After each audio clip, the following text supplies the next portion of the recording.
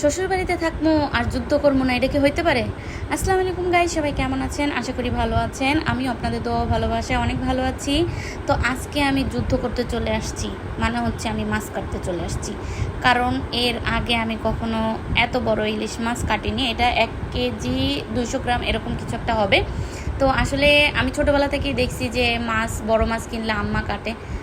তো আসলে আমি এর আগে কখনো কাটি নাই। তো আজকে হঠাৎ করে আমার শাশুড়ি বলতেছে, রেশু এই মাছটা তোমার কাটতে হবে। তো আমি প্রথমে আমার শাশুড়ি আম্মাকে বলছি, আমি এই যুদ্ধ আগে কখনো করি নাই, আপনি আমাকে এই যুদ্ধে বসিয়েছেন, আমি যদি হেরে যাই তাহলে আমার কোনো দোষ নেই, আর যদি জিতে যাই তাহলে তো আলহামদুলিল্লাহ। তো আলহামদুলিল্লাহ আমি ভালো করেই মাছটা কাটতে শুরু করলাম। তো মাছটা মোটামুটি ভালোই বড় ছিল, পিসগুলো খুবই বড় বড় হচ্ছিল। তো সত্যি কথা বলতে বর্তমান অবস্থায় ইলিশ মাছের যে পরিমাণে দাম, আপনি মনে হয় যে স্বর্ণ কেনা আর ইলিশ মাছ কেনা এখন একদম সমান হয়ে গেছে। আমার শাশুড়ি আম্মা, আমার হাজব্যান্ড, এরা সবাই ইলিশ মাছ অনেক পছন্দ করে।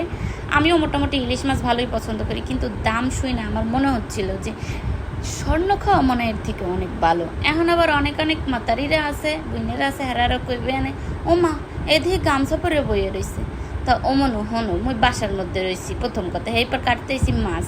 মুই যদি এখন একটা অন্য মন্না লইয়ে বই, অন্য মনটায় যদি কোনোভাবে এই মাছের রক্তমুক্ত ছেড়ে তা অন্যটা যাবে খারাপ হইয়া। এর লেগে মুই চিন্তা করলাম কি, একটু গামছা দিয়ে লই, কোনোভাবে যদি রক্তমুক্ত ছেড়ে আনে তা গামছা প্রস্তুত করে ধুইয়েলাম আনে, কিন্তু অন্য এলে নষ্ট হয়ে যেতে পারে, ওটা পার্মানেন্ট হয়ে যেতে পারে, বুঝতে পারছো? এর লেগে আমি গামছা পরে রয়েছি। আর এমনি তো তুমি বাসার বাইরে যতই স্মার্ট থাকো না কেন, বাসার ভিতরে প্রত্যেকটা মানুষ একটু সাধারণভাবে থাকার চেষ্টা করে। আর তাছাড়া যে পরিমাণে গরম ঢাকা শহরে, মাই গুডনেস, মানে প্রত্যেকটা বেলায় এমন মনে হচ্ছে আমার সমস্ত শরীর ঘেমে আমি একদম লুটুপুটু হয়ে যাচ্ছি ঘামে। তো আমার কাছে এটা কমফোর্ট মনে হয়েছে, এই জন্য আমি এটা করছি। তো সব থেকে বড় কথা হচ্ছে যে আমার শাশুড়ি আম্মা আমাকে এত বড় একটা দায়িত্ব দিয়েছে, এবং আমি দায়িত্বটা প্রথমবারের মতো আমি পালন করতে পারছি, সেটা ভেবে আমার খুবই ভালো লাগছে। যদিও আমার ছোটো ভাই পাশে বসে বসে কইতেছিল এরকম না ওরকম, কিন্তু আমি কম বেশি জানি, যেহেতু আমার আম্মাকে দেখছি ছোটোবেলা থেকে কাটতে।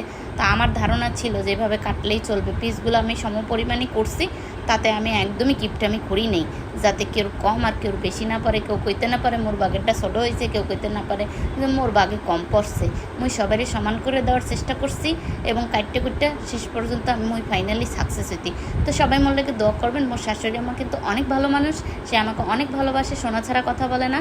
তো আল্লাহর কাছে দোয়া করবেন সবাই আমার জন্য, যাতে এই রকম সম্পর্কটা সবসময় বজায় থাকে আমার এবং আমার শাশুড়ির মাঝখানে।